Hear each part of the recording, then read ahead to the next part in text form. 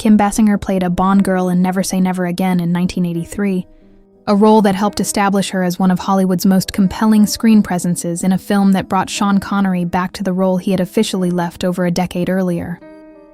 Kathleen Kinmont was photographed in the 1980s, an actress whose career during the decade included work across film and television genres, her screen presence making her recognizable to audiences who followed action and genre entertainment. Linda Carter participated in London's Miss World 1972 pageant, the woman who would soon become forever associated with one of television's most iconic superhero roles, competing in an international beauty competition before the role that would define her public identity. Robert Duvall held up a cue card with lines for Marlon Brando during the filming of The Godfather around 1972, a behind-the-scenes image revealing that cinema's most celebrated improviser sometimes needed the same practical assistance as any other actor. Two Biba girls showed off their dramatic fashion looks in 1971 or 1972, customers or models for the London boutique that had made Biba one of the defining retail destinations of British fashion culture and a physical embodiment of the glam-era aesthetic. A girl attended a Rolling Stones concert in London in 1969, a young fan photographed during one of the final years of the decade that the Stones had helped define, her expression capturing the particular intensity of experiencing live rock music at its cultural peak. John Carpenter and Kurt Russell were photographed on the set of Big Trouble in Little China in 1986, a director and his favorite actor during the production of a martial arts comedy fantasy that found its devoted audience gradually over the decades following its initial release. Two young actors were photographed together in 1981 with enormous careers still ahead of them, an image whose significance depends entirely on knowing who is in it, the ordinariness of the moment making the subsequent fame feel genuinely unpredictable.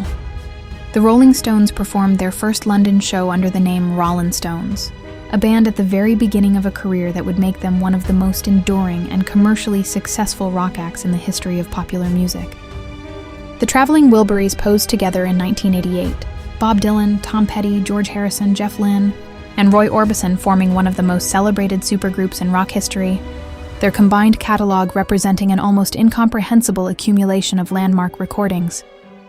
Michelle Mouton was photographed in the 1970s, one of the greatest rally drivers of her generation whose victories on the World Rally Championship circuit made her the first woman to win a round of the World Championship and one of the sport's most celebrated figures. Linda Carter was photographed in the 1970s, an actress whose portrayal of a certain iconic superhero had made her one of the most recognized faces on American television and an enduring cultural symbol of female strength and grace. Sister Mary Kenneth Keller became the first woman to earn a doctorate in computer science in the United States in 1965, a Catholic nun who broke through both gender and institutional barriers to pioneer a field that was still defining its own disciplinary identity.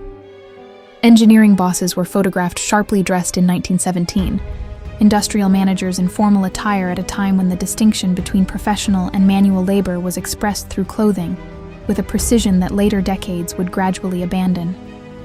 Hearing tests in primary schools during the 1970s and 1980s were a universal childhood experience. The particular combination of headphones, beeps, and the anxiety of not being sure whether you had actually heard anything creating a shared memory across an entire generation of British schoolchildren. Tiffany Amber Thiessen played Kelly Kapowski in Saved by the Bell from 1989 to 1993, a teenage television character so completely of her era that her combination of style, personality, and popularity became a kind of cultural shorthand for a specific moment in American youth television. Louise Brooks appeared in a key set portrait for Now We're in the Air from Paramount in 1927, photographed by Eugene Robert Ritchie. Studio photography capturing an actress whose precision performance style and distinctive presence made her one of silent cinema's most intellectually compelling figures. Louise Brooks was one of the defining faces of 1920s silent cinema, a performer whose combination of precise acting technique, distinctive personal style, and memorable screen presence in American and German films created an image that has never entirely faded from cultural memory. Naomi Johnson was photographed in 1927, one of the silent era's working performers whose career and face appeared on screens across America. During a decade when the film industry was producing stars at a rate that made individual recognition a matter of intense studio promotional effort, Marie Prevost was one of the brightest and most versatile silent film stars of the 1920s, a performer whose natural comedic gifts, genuine screen magnetism, and ability to move between genres made her one of the era's most reliable and beloved box office presences. A teenage Marilyn Monroe was photographed. Early images of a young woman whose childhood and adolescence were marked by instability and movement, years before any of the people documenting her could have imagined what she was going to become. Marilyn Monroe pumped iron in a field, a fitness image that subverted every expectation about how a Hollywood glamour icon was supposed to present herself. Her athletic effort captured with the same ease she brought to the formal studio sessions that produced her most polished portraits. Adele Jurgens posed for a 1947 publicity photograph for Columbia Pictures. During the filming of The Count of Monte Cristo, she met actor Glenn Langan, and they married and remained together for 41 years until his death. Studio photographs of Marilyn Monroe taken on April 30, 1946, were genuine Kodachrome images rather than colorizations. Early color photographs from the very beginning of her professional career, before the studio system had fully developed the visual language that would eventually define her public image.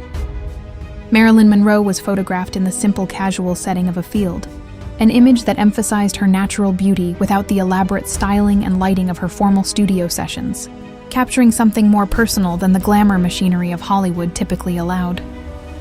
A 1940s modeling assignment captured Marilyn Monroe, early professional work from the beginning of a career that would accelerate rapidly toward the stardom that would transform her into the most photographed and recognized woman in the world. A casual shot of Marilyn Monroe posing in a field in the late 1940s preserved an unguarded moment, the particular relaxed quality of outdoor informal photography, capturing something of the person behind the public image that was still in the process of being constructed.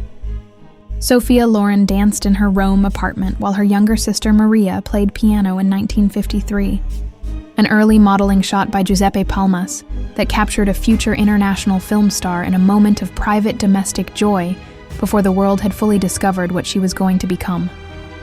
A woman used the mirror finish of her car to check her reflection at the beach in the 1950s, a small act of personal grooming transformed by the photographer into an image about vanity, automobiles, and the particular relationship between women and their reflections.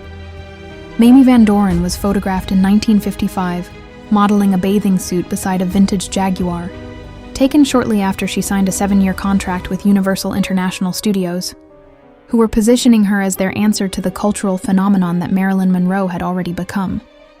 Ladies posed at a rose parade in 1957 on Kodachrome film, color photography capturing the festive atmosphere and period fashion of one of California's most elaborate and long-standing annual civic celebrations. Charlton Heston as Ben-Hur and Marina Berti as Flavia appeared in the 1959 MGM epic, a production of extraordinary scale that won 11 Academy Awards and remained the most expensive film ever made at the time of its production.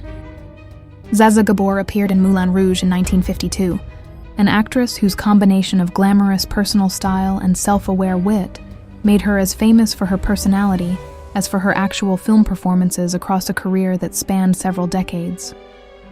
Artur Pastor photographed laundry drying in Nazaré, Portugal around 1953, the Portuguese photographer's documentation of his country's coastal communities, preserving the particular domestic textures of mid-century Portuguese, life with an eye that transformed ordinary scenes into genuine art.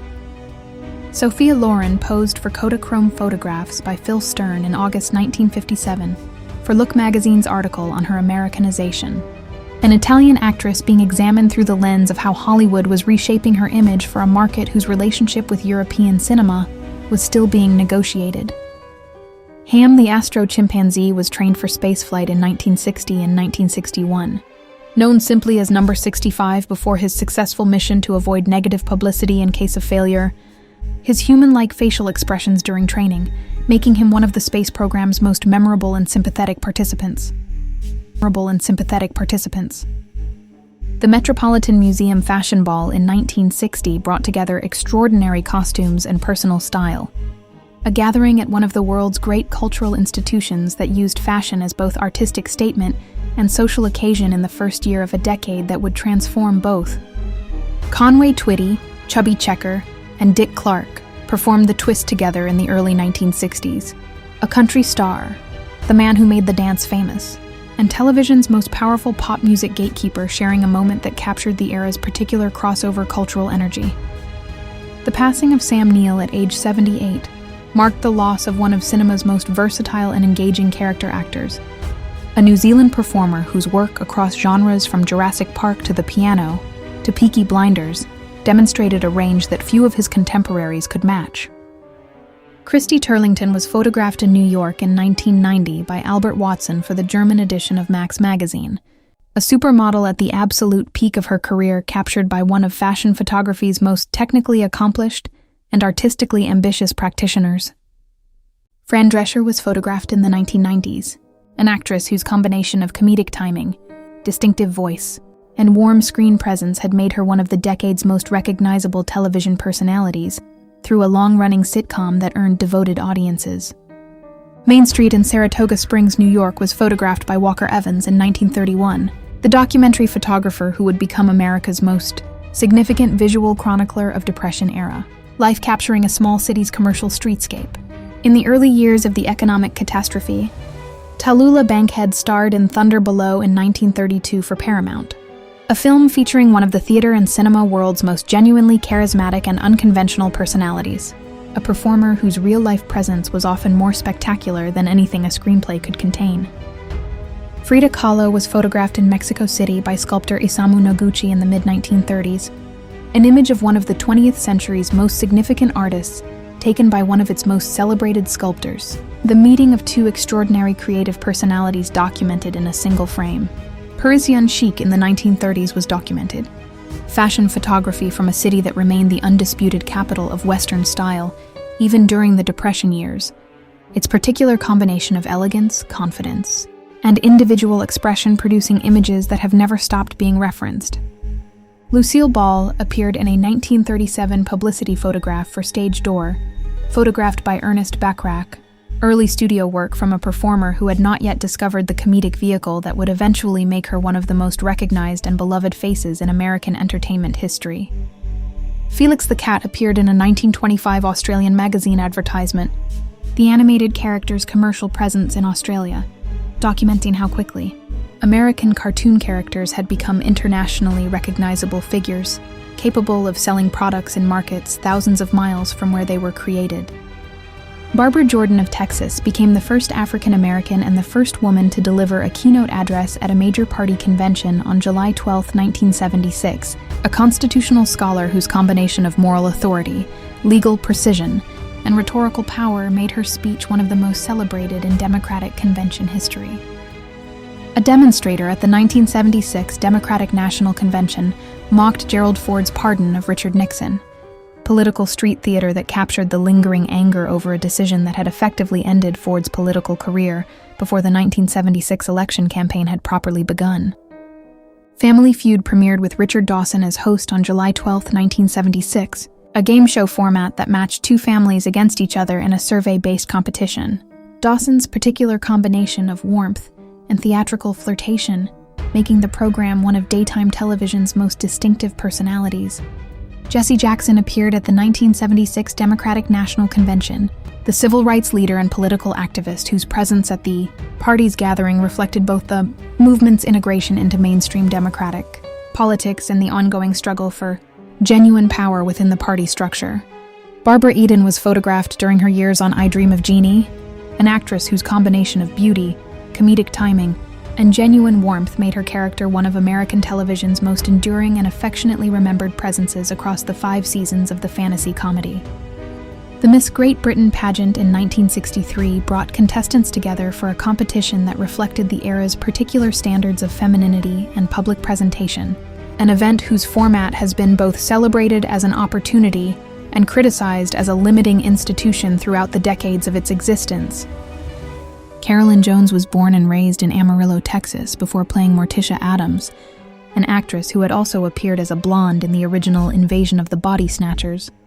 Her versatility across very different roles demonstrating the dramatic range that made her casting as the Gothic matriarch so effective. A baby boy named Ralph Edward Lovelace at 3 months and 17 days old was photographed on his little sofa in the 1940s, a formal infant portrait of the kind that families commissioned to document the early appearance of a new life before memory was possible. Spike Lee and Jeff Tweedy appeared at the 40 Acres and a Mulefall 1992 sportswear collection debut, a filmmaker and a musician at a fashion event that reflected the particular cultural cross-pollination of early 1990s American creative communities. Demonstrators picketed outside the Eagles Club during a university dance in Milwaukee, Wisconsin in October 1966. Protesters challenging the discriminatory membership policies of a venue that was accepting students' money while maintaining racial exclusions in its organizational structure. Girls from a Protestant high school in Mbandaka in the Congo posed for photographs in 1972. Young women at an educational institution in the country that had been independent from Belgium for just 12 years. Their formal portraits representing the aspirations of a generation navigating post-colonial nationhood. Pelé was photographed with his parents Dondinho and Celeste, and his brother Zoka in 1966.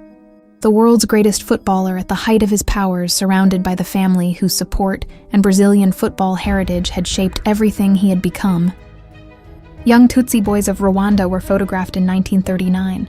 Children from the social group that would face catastrophic persecution over the following decades, this image of ordinary childhood carrying no visible sign of the historical forces already gathering around their community. Afro-Argentine soccer star José Ramos Delgado was photographed in the 1950s, an athlete whose career in Argentine football represented both the country's deep footballing tradition and the experience of Black Argentine players navigating a society whose racial diversity has been consistently under-acknowledged. In its own national narrative, 2 Negritos Eta girls of the Philippines were photographed, members of one of the archipelago's oldest indigenous communities, whose ancient presence in the islands predates the arrival of later populations by tens of thousands of years. Behind-the-scenes photographs from the set of Paris When It Sizzles in 1962 documented a troubled production, a film whose notoriously difficult shoot brought together 2 major stars in circumstances that neither of them would later look back on as among their more enjoyable professional experiences. Audrey Hepburn performed in Ondine on Broadway in 1954, a water spirit play that earned her a Tony Award for Best Actress. In the same year, she won an Academy Award for Roman Holiday, making 1954 the most decorated year of an already remarkable early career. Audrey Hepburn was photographed in 1956, an actress at the absolute center of cinema's attention in a year when her combination of genuine talent, personal elegance, and ineffable screen quality was confirming her as one of the most significant presences in the history of film. Jamie Lee Curtis appeared in Trading Places in 1983, a role that demonstrated her comedic gifts alongside John Belushi and Dan Aykroyd in a film whose satirical examination of class, race, and Wall Street culture has only become more relevant with the passage of time. Patrick Stewart was born on July 13, 1940. An actor whose career began in classical theater before his portrayal of a certain starship captain made him internationally recognized, his subsequent work demonstrating the extraordinary range that distinguished him from any single role. Reports emerged of singer Bonnie Tyler's passing at age 74, the Welsh vocalist whose powerful voice and dramatic delivery made Total Eclipse of the Heart one of the most memorable recordings of the 1980s and established her as one of rock's most emotionally intense performers. Farrah Fawcett appeared as Holly in Logan's Run in 1976, a small role in the science fiction film that came the same year her Charlie's Angels career was launching her into a level of cultural visibility that would make her one of the decade's most recognized faces. Nick Castle played the original Michael Myers in Halloween in 1978, mostly uncredited for decades.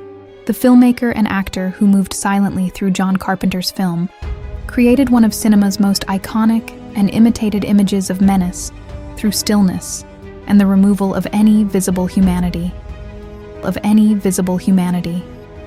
Supertramp's Breakfast in America was released in 1979, an album whose combination of melodic sophistication, lyrical wit, and impeccable production made it one of the decade's best-selling records, and whose title track became one of rock radio's most enduring fixtures. Ozzy Osbourne and Metallica were photographed backstage at Poplar Creek Music Theater in Hoffman Estates, Illinois on July 13, 1986. 2 of heavy metal's most significant acts sharing a backstage space during a period when the genre was reaching its widest commercial audience. Freddie Mercury performed at Wembley on July 12, 1986, one of rock music's most extraordinary natural performers, delivering what many witnesses and participants have described as among the greatest live performances in the history of popular music. Christine McVie and Stevie Nicks appeared together at JFK Stadium in Philadelphia during Fleetwood Mac's 1978 summer tour, two of rock music's most significant female songwriters and performers, sharing a stage during the peak commercial period of one of the era's most successful bands.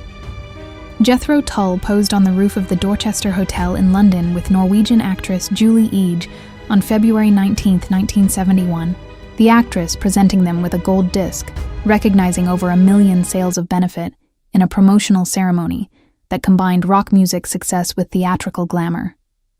Photographer Ethan Russell captured Keith Richards during the Rolling Stones' legendary two-night performance at Madison Square Garden on November 27, 1969, an image from one of rock music's most mythologized concert venues at the end of the decade that had made the Stones. Julia Pastrana was a 19th-century Mexican performer who faced enormous exploitation throughout her life and even after her death. Her humanity deserves recognition that the historical record has too often denied by focusing on her appearance rather than her artistry and personal dignity. The Horned Man traveled throughout Japan as a performer, whose distinctive physical appearance drew audiences wherever he appeared. A historical figure whose documented life raises questions about the experience of being both celebrated for and defined entirely by a single physical characteristic. Fifth Avenue in New York around 1959 was captured by street photographer Leon Levenstein, documentary work from one of the city's most famous thoroughfares whose pedestrians and shop fronts preserve the particular visual character of late 1950s urban street life. Passengers prepared to board a train at Pennsylvania Station in 1942. Wartime travelers using one of America's great architectural monuments to transportation during years before the decision to demolish it would produce one of American preservation history's most regretted acts. Chris Christopherson was born in Brownsville, Texas on June 22, 1936, a singer, songwriter, and actor whose compositions including Me and Bobby McGee, For the Good Times, and Help Me Make It Through the Night became some of the most covered and enduring songs in the American country music canon. Christine McVie was born in Greenodd, Lancashire, England on July 12, 1943, a vocalist, keyboardist, and songwriter whose contributions to Fleetwood Mac produced some of the band's most beloved and enduring songs across a career defined by both musical excellence and personal resilience. Van Cliburn was born in Shreveport, Louisiana on July 12, 1934, a pianist who achieved worldwide recognition when he won the inaugural International Tchaikovsky competition in Moscow in 1958, the Cold War context of his victory making him a genuine American cultural hero. A 19-year-old Elvis Presley signed his recording contract with Sun Records on July 12, 1954, and gave notice at his day job with the Crown Electric Company, a young man choosing music over certainty in the decision that would make him the most famous entertainer in the world. Jeff Beck was born in Wallington, Surrey, England on June 24, 1944, one of the greatest guitarists in rock whose work with the Yardbirds and the Jeff Beck Group and landmark albums, including Wired and Blow by Blow, demonstrated a technical and creative range that few musicians in any genre have equaled. Walter Agin was born in Queens, New York on July 12, 1948, a musician best remembered for his 1978 gold single Magnet and Steel, whose chart success placed him permanently in the category of one-hit wonders despite his genuine songwriting, ability, and musical range. Alexei Romanov, the inspiration for the character Nicholas in Mirror Mirror, was photographed at the beach. The young Tsarevich, whose hemophilia shaped the political decisions of Russia's last imperial family. His playful beach photograph carrying the particular poignancy of documented happiness before catastrophe.